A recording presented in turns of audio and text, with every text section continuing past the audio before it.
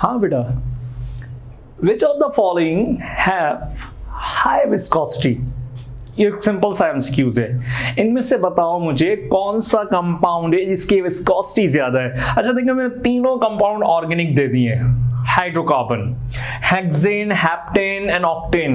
इन तीनों में सेम क्या है? कार्बन एंड हाइड्रोजन, हाइड्रोकार्बन है। अगर तीनों की एक जैसी प्रॉपर्टी है, तीनों किसके मेंबर है? अल्केन के मेंबर है, तो फिर हम क्या देखेंगे? मास देखेंगे, डेंसिटी। जिसकी डेंसिटी यहां पर ज्यादा, ये सिर्फ ऑर्गेनिक के लिए, सबके लिए नहीं, सिर्फ ऑर्गेनिक के लिए, जिसकी डेंसिटी ज्यादा है तो आप कहेंगे ऑक्टेन, क्योंकि हेप्टेन में, हेक्सेन में 6 कार्बन, 7, 8, तो हम कहेंगे ऑक्टेन।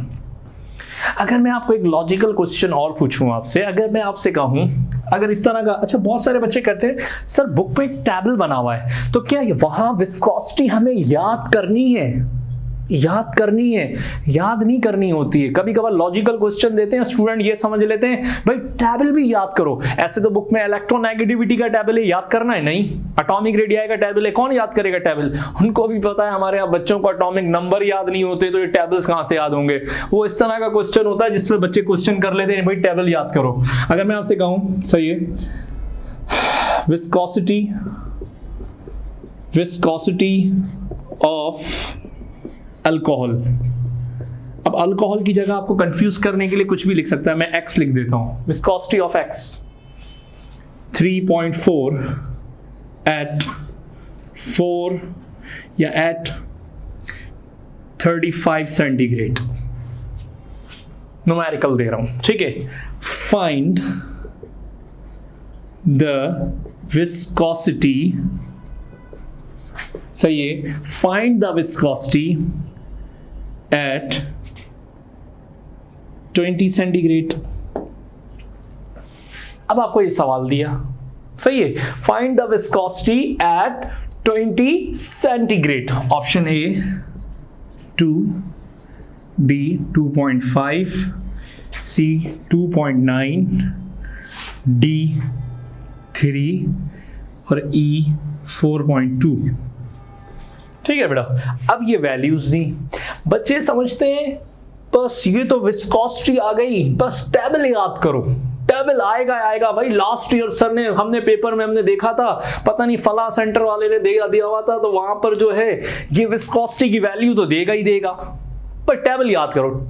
इसका टेबल से कोई ताल्लुक नहीं है, इसका ताल्लुक लॉजिक से। अब आप बताएं कौन सा फॉर्मूला लगेगा इसको सॉल्व करने के लिए? देखें जरा गौर से, ये तो न्यूमेरिकल एक फॉर्मूला है कोई।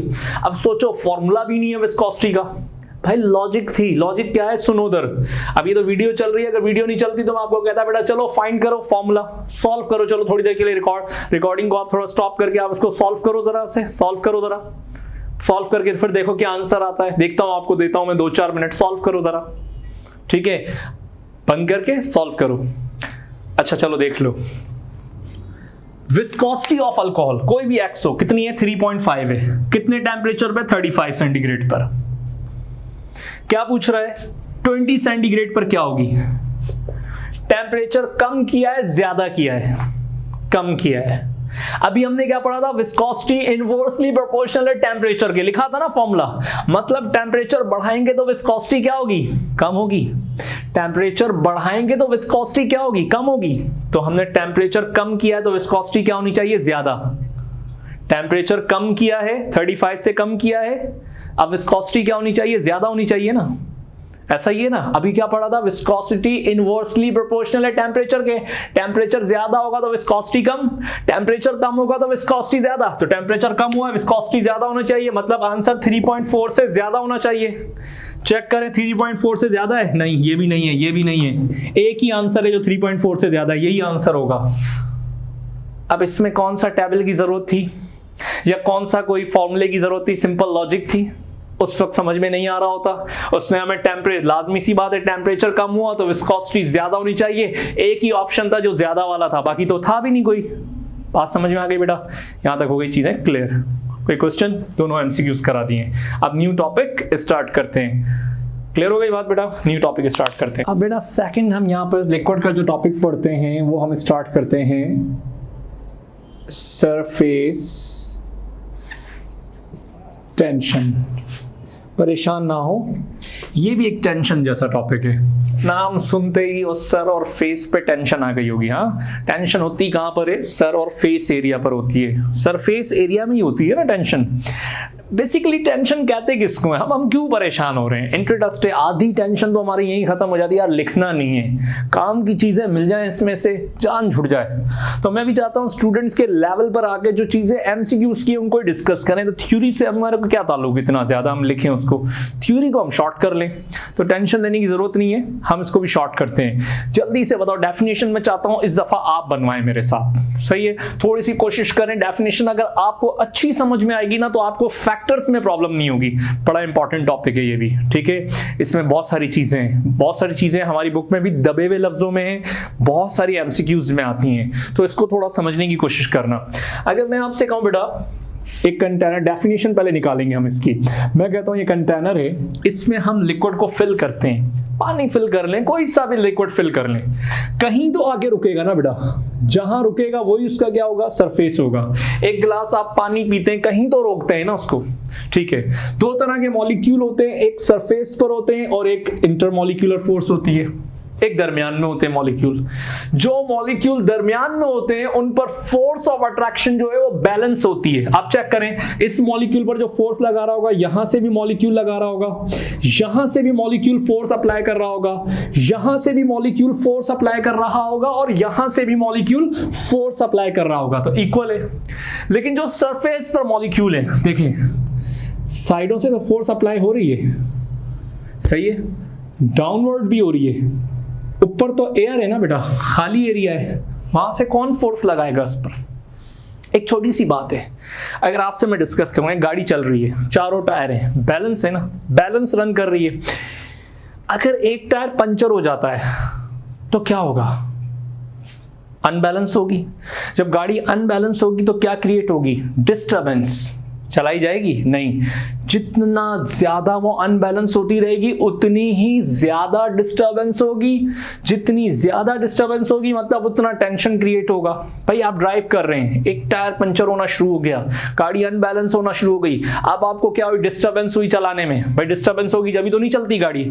जितनी ज्यादा डिस्टर्बेंस होगी उतना आपको टेंशन क्रिएट होगा। खुद सोचें, क्योंकि गाड़ी का सारा वेट एक तरफ होता जाएगा, बैलेंस नहीं है ना। वही सेम सिचुएशन यहां है, क्योंकि देखें यहां से जो नीचे से मॉलिक्यूल है वो तो उसको फोर्स अप्लाई कर रहे हैं सरफेस वाले मॉलिक्यूल्स पर, यहां से भी फोर्स अप्लाई हो रही है, यहां से भी फोर्स अप्लाई हो रही है। ऊपर तो एयर है, कौन इसको फोर्स लगाएगा? कोई भी नहीं लगा रहा। तो क्या हो रहा है? एक तरफ ही मॉलिक्यूल्स नीचे की तरफ उसको क्या कर रहे हैं? डाउनवर्ड क्या कर रहे हैं? खींच रहे हैं, सही है, पुल कर रहे हैं मॉलिक्यूल्स को। ये जो नीचे वाले मॉलिक्यूल्स हैं, ये सरफेस वाले मॉलिक्यूल्स को नीचे की तरफ क्या कर रहे हैं? पुल कर रहे हैं। ऊपर से कोई मॉलिक्यूल ही नहीं है जो उसको रोक सके। तो सारी फोर्स कहां की तरफ है? डाउनवर्ड है। अनइक्वल फोर्स, अनइक्वल फोर्स है तो, क्योंकि साइड से तो फोर्स इक्वल है लेकिन अप एंड डाउन से फोर्स क्या है? अनइक्वल है, सही है। जिसकी वजह से क्या क्रिएट हो रही है? डिस्टर्बेंस, मतलब टेंशन क्रिएट हो रहा है। तो बेटा खुद बनाओ अपने वर्ड्स में डेफिनेशन, क्या जरूरत है बुक वाली पढ़ो। तो क्या डेफिनेशन बनेगी? द अनबैलेंस, लिख लो, लिखवा रहा हूं बेटा, the unbalance force of attraction, the unbalance force of attraction, ठीक है। अनबैलेंस फोर्स कहां पर है? On the surface. कहां पर? सरफेस पर। किसके सरफेस पर? हमारे तुम्हारे नहीं, लिक्विड के। On the surface of the liquid. याद रखना बेटा, सरफेस टेंशन किसको कह रहे हैं? The unbalance force of attraction. याद रखना, the unbalance force of attraction on the surface of the liquid is called surface tension. Clear हो गई बात? Is called surface tension. यहां तक क्लियर हो गई बात? नंबर 2 क्या कहते हैं? इसको रिप्रेजेंट किससे करते हैं बेटा? गामा से, ठीक है। ये तो छोटी छोटी बातें हैं, बड़ा टॉपिक है, इसमें यूनिट्स के अलावा बहुत सारे काम है। पहले फैक्टर पढ़ते हैं, फिर इसमें बाकी की चीजें पढ़ेंगे जो एमसीक्यूज में है। सरफेस टेंशन किन बातों पर डिपेंड करता है? यस, जल्दी से बताएं क्या होगा। Number 1 inter molecular force of attraction, number 1, इसको भी फॉर्मूले में लिखते हैं। Number 2 surface tension, viscosity. Number 3, हाँ बेटा, नंबर 3 टेम्परेचर। ठीक है, नंबर 4 भी हम करना चाहें तो कर सकते हैं, अब ऑपरेशन अभी छोड़ दें, इसी को समझते हैं। Intermolecular force of attraction, simple सी बात है, जितनी ज्यादा मॉलिक्यूल्स के दरमियान अट्रैक्शन होगी, भाई जितना मॉलिक्यूल्स के दरमियान अट्रैक्शन होगी उतना मॉलिक्यूल सरफेस के मॉलिक्यूल को अपनी तरफ क्या करेगा, पुल करेगा, खींचेगा। भाई एक बात बताएं, जितने दोस्तों के दरमियान अट्रैक्शन है, बहुत गहरा दोस्त है, अब वो सोचेगा अगर मैं नहीं पढ़ूं तो दूसरे वाले को क्यों पढ़ने दूं। सही है, आजकल तो ये हालात है ना, पहले तो ये होता था अगर मैं कुएं में गिर रहा हूं तो दूसरे को नहीं गिरने दूंगा। आजकल के हालात में क्या है, अगर मैं कुएं में गिर रहा हूं तो वो सोचता है दूसरे वाले को भी तो लेके गिरूं, ये क्यों नहीं गिरा। अगर मैंने मेडिकल में सेलेक्ट नहीं होना तो दूसरे वाले को भी सेलेक्ट ना करूं, उसको भी कहूं कि यार छोड़ो, क्लासे लेके क्या होगा, ऑनलाइन छोड़ देते हैं यार, क्या करेंगे, वैसे ही हो जाएगा। तो एक नहीं पढ़ रहा होता वो दूसरे को भी नहीं पढ़ने देता, ऐसा ही होता है ना। तो यहां पर भी मॉलिक्यूल क्या है, जितनी ज्यादा फोर्स ऑफ अट्रैक्शन होगी उतना ही वो उसको नीचे की तरफ क्या करेगा, पुल करेगा। जितना वो खींचेगा नीचे की तरफ पुल करेगा उतनी डिस्टर्बेंस क्या होगी, ज्यादा, क्योंकि सरफेस टेंशन क्या ही किसको रहे, जितना मॉलिक्यूल्स नीचे की तरफ पुल करेंगे डिस्टर्बेंस क्रिएट होगी, उतना सरफेस टेंशन क्या होगा, ज्यादा होगा। बात समझ में आई। तो बेटा इंटरमॉलिक्यूलर फोर्स ऑफ अट्रैक्शन के सरफेस टेंशन क्या हुआ, डायरेक्टली प्रोपोर्शनल। जान छुड़ गई, थ्योरी की जरूरत नहीं है, एक फॉर्मूले में पढ़ाऊंगा सॉलिड तक आपको इंशाल्लाह। कोशिश करूंगा ज़्यादा एक्स्ट्रा भी पढ़ें, फेडरल वाली चीज़ें भी पढ़ें और ये सारी चीज़ें कंटिन्यू करें। अभी भी आपको बताऊंगा, इसके बाद भी टॉपिक है, ये यहाँ नहीं खत्म हो रहा। विस्कोसिटी तो यहाँ खत्म हो गया था, सरफेस टेंशन अभी आगे काफ़ी है। ठीक है, विस्कोसिटी अंडरस्टूड है कि आप पढ़कर आए, इंटरमॉलिक्यूलर फोर्स ऑफ अट्रैक्शन और विस्कोसिटी दोनों क्या थे, डायरेक्टली प्रोपोर्शनल थे। तो यहां पर भी दोनों क्या होंगे, डायरेक्टली प्रोपोर्शनल थे। तो सरफेस टेंशन के भी दोनों क्या होंगे, डायरेक्टली प्रोपोर्शनल। क्योंकि अंडरस्टूड सी बात है ना बेटा, जितनी ज्यादा विस्कोसिटी होगी उतनी अट्रैक्शन ज्यादा होगी, उतना मॉलिक्यूल्स नीचे की तरफ उसको क्या करेंगे, पुल करेंगे। ठीक है, टेम्परेचर की बात करें तो अंडरस्टूड है, विस्कोसिटी टेम्परेचर के इनवर्स थी, पढ़ा था ना पिछले टॉपिक में। तो विस्कोसिटी और सरफेस टेंशन डायरेक्टली प्रोपोर्शनल है, तो दोनों ही इनवर्स किसके होंगे, टेम्परेचर के। सरफेस टेंशन क्यों, क्योंकि अगर आप टेम्परेचर बढ़ाओगे, अगर हम टेम्परेचर बढ़ाएंगे तो मॉलिक्यूल्स ऊपर की तरफ मूव करेंगे। टेंशन कब क्रिएट होता है, जब मॉलिक्यूल्स नीचे की तरफ आए, नीचे की तरफ सरफेस के मॉलिक्यूल्स को खींचा जाए। लेकिन जब आप टेम्परेचर बढ़ा देंगे तो ये तो अपोजिट काम हो जाएगा, किसके, सरफेस टेंशन के। क्योंकि मॉलिक्यूल नीचे आने की बजाय कहां की तरफ जाएंगे, अपवर्ड मूव करेंगे। मॉलिक्यूल्स नीचे आने की बजाय बल्कि अपवर्ड मूव करेंगे, ऐसा ही होगा। बात समझ में आ गई, तो ये इनवर्स हो जाएगा। अच्छा, अगर वैसे मैं पूछूं फेडरल की बुक के हवाले से, हमारी बुक छोड़ दें, एवापोरेशन का सरफेस टेंशन से क्या रिलेशन होगा, वैसे ही पूछ रहा हूं, छोड़ दें, डायरेक्ट होगा इनवर्स, वैसे ही बताएं, इनवर्स या डायरेक्ट, इनवर्स होगा। एवापोरेशन में मॉलिक्यूल स्किप होते हैं अपवर्ड, सरफेस टेंशन में डाउनवर्ड आते हैं, तो ये भी याद रखिएगा। अच्छा, यहां पर एक दो चीजें और भी हैं, सरफेस टेंशन खत्म नहीं है, सरफेस टेंशन अभी है बाकी। मुझे सरफेस टेंशन में बताएं, एक वर्ड यूज होता है एडहेसिव फोर्स, थोड़ी फोर्सेस को यहां पढ़ लेते हैं, कोहेसिव फोर्स, ये थोड़ी सी एक्स्ट्रा चीजें हैं, मेनिस्कस कॉनकेव और मेनिस्कस कॉन्वेक्स। ठीक है, क्या है ये चार चीजें, थोड़ा सा इनको डिस्कस कर लें, आ जाएं तो क्या पता। मैं आपको शीट दूंगा अभी, ये भी आ जाएगी इसके साथ ही, लिक्विड वाली भी आपको पता तो हो, शीट नंबर 11, 12 आपको आज मिल जाएगी। ठीक है, कि adhesive force, cohesive force, concave, convex होता क्या है, थोड़ा सा पता हो। बेटा ओरल याद करें, लिखना नहीं है। देखें एमसीक्यूज किस में से बनते हैं, एक बात कभी सोचें, टॉपिक से बनते हैं ना। जो थ्योरी रट्टा लगा के जाते हैं उसमें से तो नहीं आते ना, कभी कभार उसमें से भी आते हैं। जितना टॉपिक क्लियर होगा उतना एमसीक्यूज अच्छा हो जाएगा, फिर तो भले कितना भी घुमा फिरा के दे, आपका टॉपिक सही होना चाहिए। कोहेसिव फोर्स किसको कहते हैं बच्चों, सिंपल है याद रखना, sorry adhesive force, force of attraction force of attraction liquid molecules and another surface. याद रखिएगा, लिक्विड मॉलिक्यूल्स की और वॉल ऑफ कंटेनर के साथ अनदर सरफेस का मतलब देखें, थोड़ा समझाऊं। ये लिक्विड मॉलिक्यूल है, इसकी और ये वॉल ऑफ कंटेनर के दरमियान जो अट्रैक्शन होती है, इसको केमिस्ट्री में कहा जा रहा है adhesive force, force of attraction liquid molecule with another surface. Another surface ये है, समझ आ रही है? अपने वर्ड्स में याद करें, छोड़ें इंग्लिश को भाई। लिक्विड मॉलिक्यूल और इस वॉल ऑफ कंटेनर के साथ जो अट्रैक्शन है वो क्या कहलाएगी? एडहेसिव। लिक्विड मॉलिक्यूल और लिक्विड मॉलिक्यूल के जो दरमियान अट्रैक्शन है वो क्या कहलाएगी? Cohesive. Force of attraction amongst the molecule, molecules के दरमियान जो फोर्स ऑफ अट्रैक्शन है वो क्या कहलाएगी? कोहेसिव। बात समझ में आ गई? मेनिस्कस किसको कहते हैं बेटा? कर्व को कहते हैं। दो तरह के कर्व होते हैं, कॉनकेव होता है, कॉन्वेक्स होता है। केव, केव खुद सोचें, केव क्या होगा? केव इस तरह का, बे की तरह। Wax opposite. दो तरह के कर्व हैं, समझ में आ रही है? इसका जिक्र भी है यहां पर, ये भी थोड़ा समझे। दो तरह के यहां पे क्या कहा मैंने? कॉन्वेक्स और कॉनकेव, दो तरह के यहां पर हैं ये मेनिस्कस होते हैं, कॉनकेव और कॉन्वेक्स। अब आप बोलेंगे सर कॉनकेव और वैक्स का क्या चक्कर आ गया? सरफेस टेंशन में क्या है? ये चीजें हैं बेटा, थोड़ा सा पढ़ लेते हैं इसको, ठीक है? इसको तो मिटा देता हूं मैं, फिर आपको कॉन्वेक्स और कॉनकेव बताता हूं कि क्या है। क्लियर हो गई बात ये? तो बेटा अब देखें, अगर आसान एमसीक्यूज पूछे जाए आपसे, सिंपल एमसीक्यूज, सिंध बोर्ड और पंजाब टैक्स के बोर्ड के हवाले से अगर सिंपल एमसीक्यूज पूछे जाए, तो अगर आपसे क्या एमसीक्यूज पूछा जाएगा? जैसे मैं कहूं आपसे, ये कंटेनर है, कंटेनर ए, और ये कंटेनर जो है बी है, ठीक है बच्चों?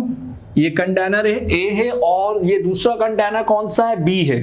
अगर इसमें मैं वाटर प्लेस करता हूं, इसमें मैं मर्क्यूरी रखता हूं। अगर आपसे एमसीक्यूज पूछा जाए तो सुन लें इधर, याद रखिएगा, आपसे पहला एमसीक्यूज ये पूछा जाएगा वाटर की शेप कंटेनर में क्या होती है, तो आप याद रखिएगा, कहेंगे कॉनकेव होती है बेटा। नंबर 1 कॉनकेव, केव मतलब डाउनवर्ड, ठीक है? और अगर आपसे दूसरा एमसीक्यूज पूछा जाए मर्क्यूरी की शेप क्या होती है कंटेनर में, तो हम कह देंगे फौरन कॉन्वेक्स। वैसे तो इतना तो कोई पढ़ाते भी नहीं है, आपने मेरे ख्याल से सरफेस टेंशन में नहीं भी पढ़ा होगा बहुत सारे स्टूडेंट ने कि भाई ऐसा भी होता है, क्योंकि ऊपर ऊपर से पढ़ा देते हैं, खत्म हो गया टॉपिक। वाटर की कॉनकेव और मर्क्यूरी की कॉन्वेक्स होती है, ठीक है? नंबर 2, खुद सोचें, अपना एक आइडिया बनाएं। वाटर जो है उसकी विस्कोसिटी कम है ना? हाँ, मर्क्यूरी की विस्कोसिटी ज्यादा है, मतलब जहां विस्कोसिटी ज्यादा थी वहां क्या बना? शेप कॉन्वेक्स बना। जहां विस्कोसिटी कम थी वहां पर कॉनकेव बना। एक एमसीक्यूज में एडवांस लिखवा रहा हूं, नहीं समझ आए छोड़ देना, ऐसे ही लिख लेना उसको।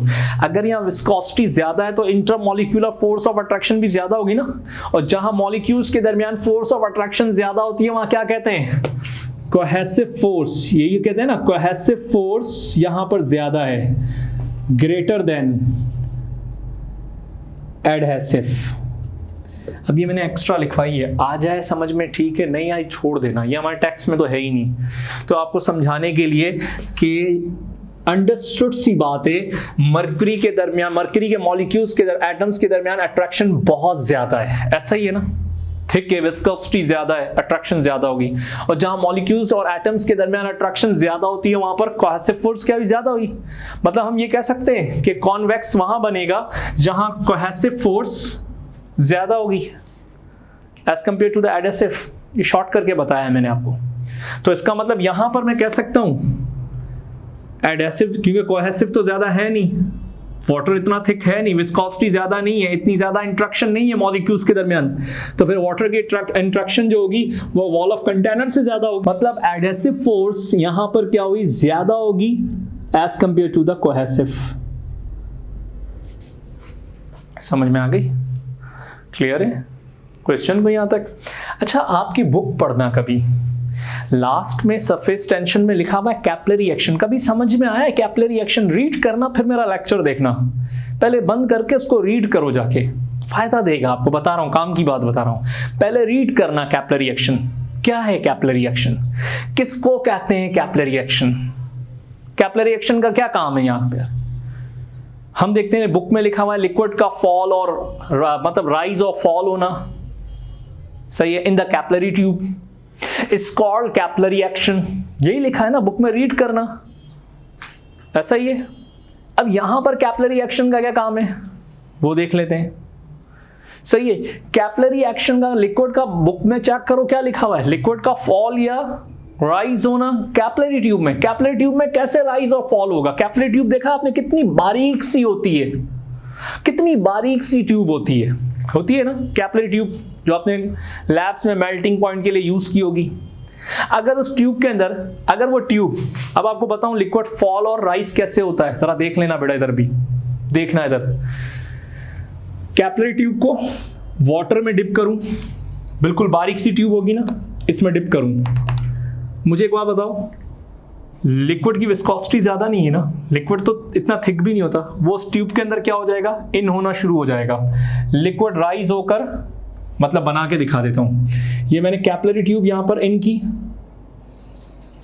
बिल्कुल बारीक सी, लिक्विड क्या हुआ, वाटर क्या हुआ, इसमें राइज होना शुरू हो गया, इन होना शुरू हो गया, यहां तक आ गया लिक्विड का राइज होना, सही है। इसका मतलब वाटर में क्या हुआ, लिक्विड राइज हुआ, सरफेस एरिया बढ़ गया।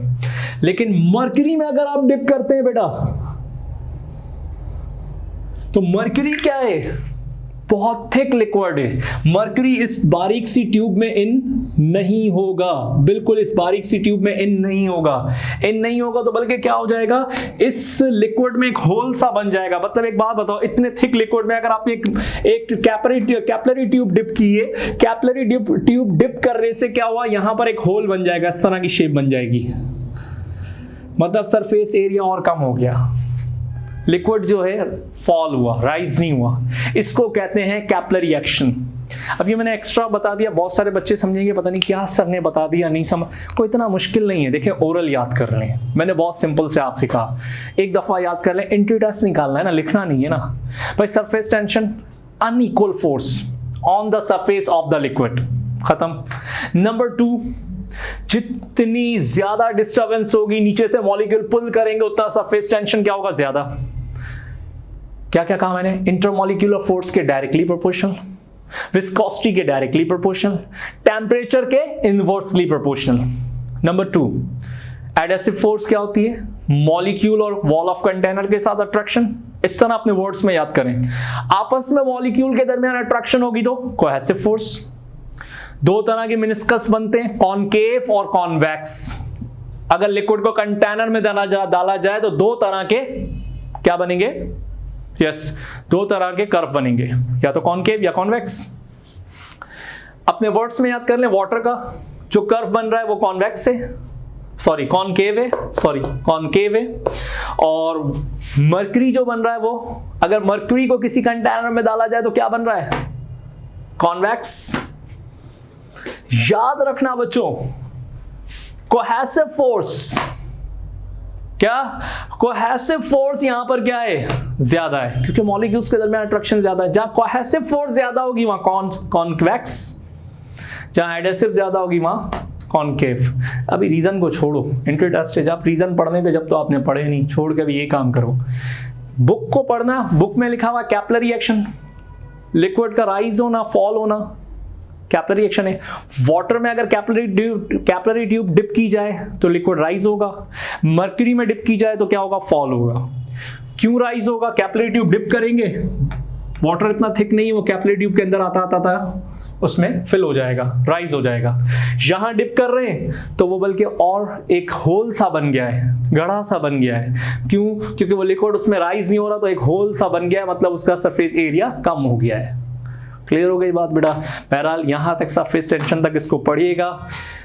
उम्मीद करता हूँ कि क्लियर हो गई होंगी चीज़ें। जो नहीं क्लियर होती वो आप मुझे व्हाट्सएप पे भेज दिएगा, लेकिन वो मैं आपको, और यही टॉपिक अगर आप कहेंगे जो चीज़ नहीं समझ आएगी वो आपको ऑडियो रिकॉर्डिंग में भेज दूंगा। क्लियर हो गई बात? इसके एमसीक्यू शीट्स भी आपको दे दूंगा। कोई चीज़ नहीं समझ आए तो मुझे बता दिएगा। नेक्स्ट लेक्चर तक के लिए अल्लाह हाफिज़। नेक्स्ट लेक्चर में बेटा हम स्टार्ट करेंगे क्या, यस, वेपर प्रेशर और बॉइलिंग पॉइंट, और सॉलिड खत्म कर देंगे इसी वीक में। ओके बेटा, अल्लाह हाफिज़।